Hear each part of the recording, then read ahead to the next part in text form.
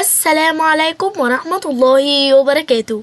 عاملين ايه؟ يا رب تكونوا بخير. وحشتوني جدا جدا من الحلقة اللي فاتت. اهلا بيكم. انا ملك اسلام من قناة الحكاية بتقول ايه. في وسط الزحمة اللي احنا عايشين فيها النهاردة والترندات اللي بتطلع وتختفي في ثواني، فكرت في حاجة.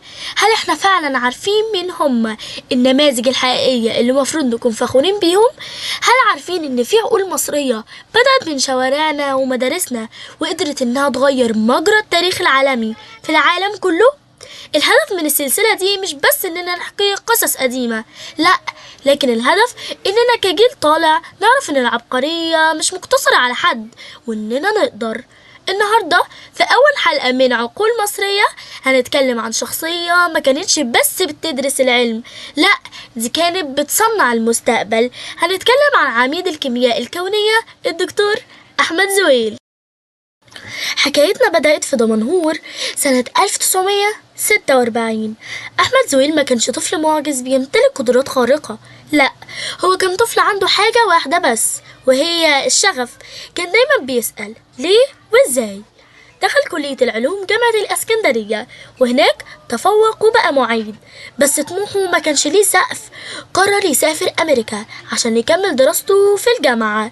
تخيلوا، شاب مصري في بيئة مختلفة تماما، لغة مختلفة وتحديات مالية وعلمية كبيرة، لكنه كان مؤمن إن العقل المصري يقدر ينافس في أي مكان في العالم. نيجي بقى للي خلى العالم كله يقف انتباه لأحمد زويل. زويل كان مهتم بمجال اسمه ليزر الكيمياء. في الكيمياء لما المواد بتتفاعل مع بعضها الروابط بين الذرات بتتكسر وبتكون روابط جديدة. العملية دي كانت بتحصل بسرعة خيالية، مفيش أي كاميرا في العالم تقدر تصورها. العلماء كانوا بيشوفوا المواد قبل التفاعل وبعد التفاعل، لكن اللي بيحصل في النص كان سر مجهول. هنا زويل عمل المعجزة، اخترع نظام تصوير باستخدام نبضات الليزر بيصور بسرعة الفيمتو ثانية. عشان تتخيلوا السرعة دي معايا، الثانية الواحدة فيها 1000 تريليون فيمتو ثانية. الرقم ده معناه إننا لأول مرة في تاريخ البشرية قدرنا نشوف الذرة وهي بتتحرك وبتتفاعل في الوقت الفعلي. الاختراع ده ما كانش مجرد كاميرا سريعة، لا، ده كان نافذة جديدة.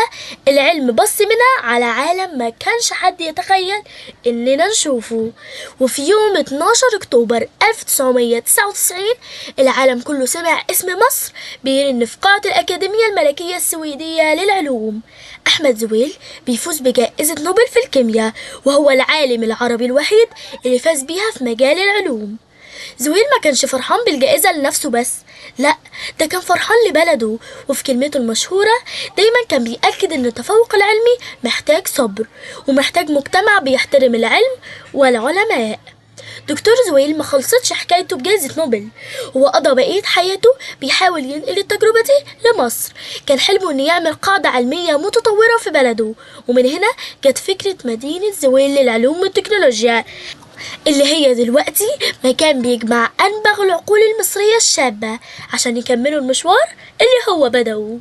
كان دايما بيقول مقولة ملهمة جدا: جميل أن يموت الإنسان من أجل وطنه، ولكن الأجمل أن يحيا من أجل هذا الوطن. هو عاش فعلا عشان يرفع اسم مصر وعشان يمهد الطريق لينا إحنا. أحمد زويل سابنا بجسمه سنة 2016، لكنه ساب لنا علم ينتفع به العالم كله، وساب لنا أمل إن مفيش حاجة بعيدة على اللي بيجتهد. أنا حكيت حكايته النهاردة عشان أقول لنفسي وليكم إننا كشباب مصرية عندنا جينات العبقرية دي، بس محتاجين نصدق نفسنا ونشتغل على أحلامنا. أتمنى تكون الحلقة الأولى من عقول مصرية عجبتكم. لو عندكم أي عالم تاني مصري حابين نتكلم عليه وأبحث في قصته اكتبوا لي في الكومنتات. شكرا ليكم واشوفكم في الحلقة الجاية. وبس كده، كان معاكم ملك اسلام من قناة الحكاية بتقول ايه.